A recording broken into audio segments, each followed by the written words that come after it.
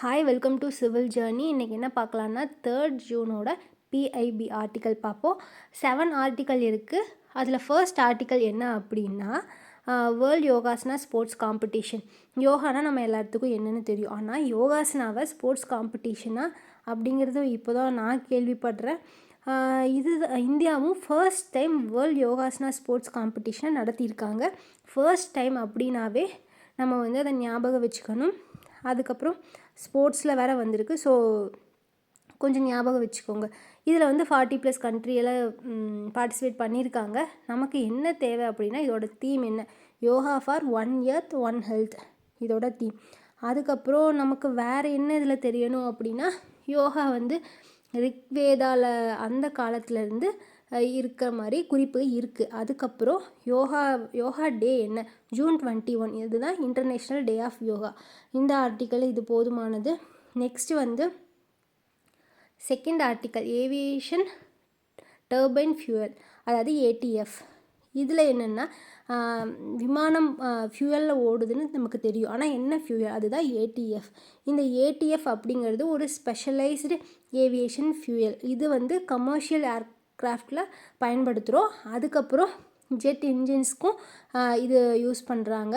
இப்போது என்ன பிரச்சனை அப்படின்னா இந்த ATF யூஸ் பண்ணுறதுனால ஹை எனர்ஜி டென்சிட்டி இருக்கும், லோ ஃப்ரீசிங் பாயிண்ட் இருக்கும். ஸோ ஹை ஆல்டிடியூட்லேயும் கூட ஸ்டேபிளாக இருக்கும். அதனால தான் இதை ஏர்க்ராஃப்ட்டுக்கு பயன்படுத்துகிறோம். ஆனால் இப்போ UPSCயில் இந்த மாதிரி பெனிஃபிட்ஸ் இந்த மாதிரி மேக்ஸிமம் கேட்டால் உங்களுக்கு தெரியலேனாலும் 3மே தான், ஆல் 3 தான் ஆப்ஷன்ஸாக இருக்கும் ஆன்சர்.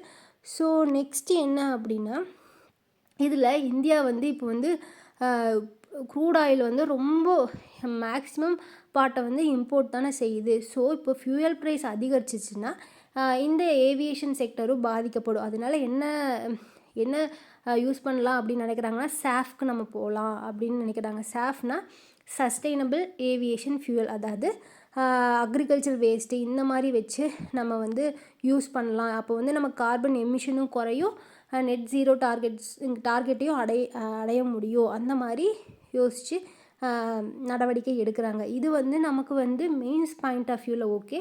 ப்ரிலிம்ஸுக்கு இதோட பெனிஃபிட்ஸ் என்ன, இது எதுக்கு பயன்படுது அப்படிங்கிறது மட்டும் பார்த்து வச்சுக்கோங்க.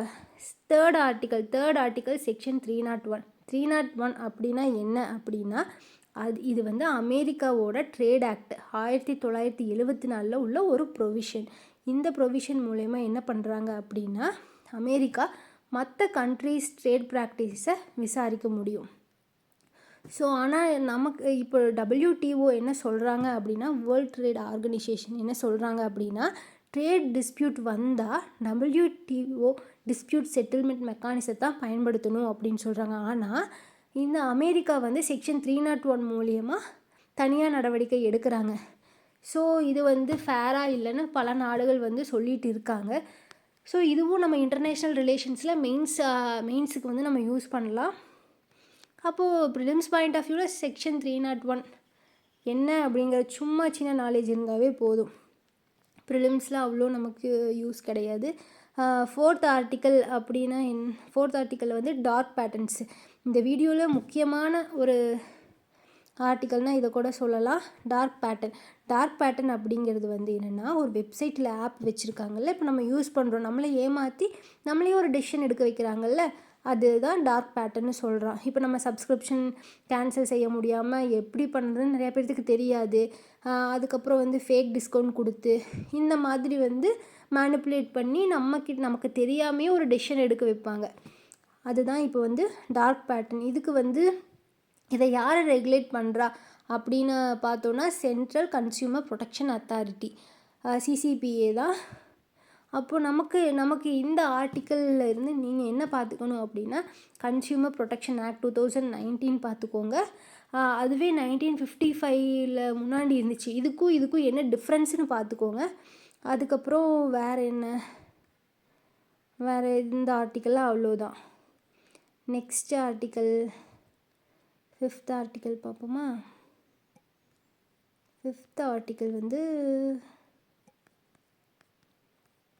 5th article flex fuel vehicles. அதாவது இப்போ நம்ம நாட்டில் பெட்ரோல் விலை ஏறிட்டே போகுது. ஸோ அதனால நம்ம என்ன பண்ணுறோம் அப்படின்னா, சரி இதுக்கு ஒரு சொல்யூஷன் கொண்டு வரலாமே அப்படின்னு சொல்லி ஃப்ளெக்ஸ் ஃபியூவல் வெஹிக்கல்ஸ் அப்படின்னு ஒன்று கொண்டு வர்றாங்க. அப்படின்னா என்னென்னா, இப்போ ஒரு சாதாரண கார் எடுத்துகிட்டா பெட்ரோலில் மட்டும் போகுமா? ஆனால் இந்த ஃப்ளெக்ஸ் ஃபியூவல் வெஹிக்கல்னால் பெட்ரோலோட எத்தனால் கலந்தாலும் அந்த ஃபியூவலையும் பயன்படுத்த முடியும். இப்போ E20, E85, E100 இந்த மாதிரி எத்தனால் பெர்சன்டேஜ் அதிகமாக இருந்தாலும் அந்த அந்த வாகனங்களை எல்லாம் நம்ம வந்து எத்தனாலை வச்சும் அது என்ன சொல்கிறது பயன்படுத்த முடியும். அந்த மாதிரி தான். அப்போது இங்கேயும் நமக்கு இதுவும் மெயின்ஸில் வந்து எனர்ஜி செக்யூரிட்டி பற்றி ஏதாச்சும் கேட்டாங்கன்னாவோ நீங்கள் வந்து ஃப்ளெக்ஸ் ஃபியூவல் வெஹிக்கல்ஸை ஒரு எக்ஸாம்பிளாக பயன்படுத்தலாம். அப்புறம் என்விரான்மெண்ட்டு, எனர்ஜி, எக்கனாமி இந்த 3 டாபிக்ஸுக்குமே நீங்கள் வந்து இதை யூஸ் பண்ணிக்கலாம். 6th ஆர்டிக்கல் பார்த்தோன்னா India south Africa technology collaboration.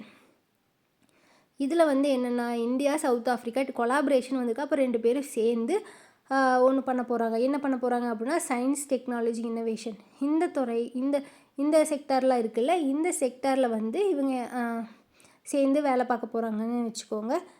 வேறு என்ன, இதில் நமக்கு என்ன தேவையானதுன்னா IBSA அப்படின்னா என்னென்னு போய் பார்த்துக்கோங்க. பிரிக்ஸ் அப்படின்னா என்ன, எப்போ வந்துச்சு, அதோட ஆர்கனைசேஷன் என்ன, இது மாதிரி அதோட ரீசெண்ட் ஆக்டிவிட்டி மட்டும் பார்த்துக்கோங்க. இதில் வந்து வேறு என்ன எனக்கு எதுவும் தெரியல. இது எல்லாமே இன்டர்நேஷ்னல் ரிலேஷன்ஸில் நீங்கள் எழுதலாம். So 7th article district domestic product GDPனா என்னென்னு தெரியும்.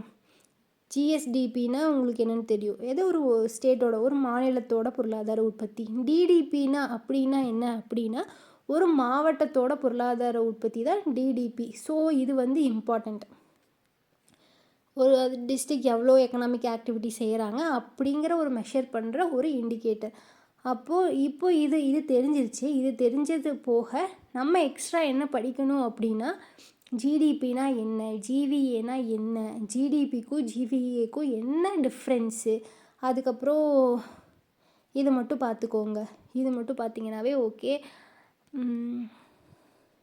தேங்க்யூ.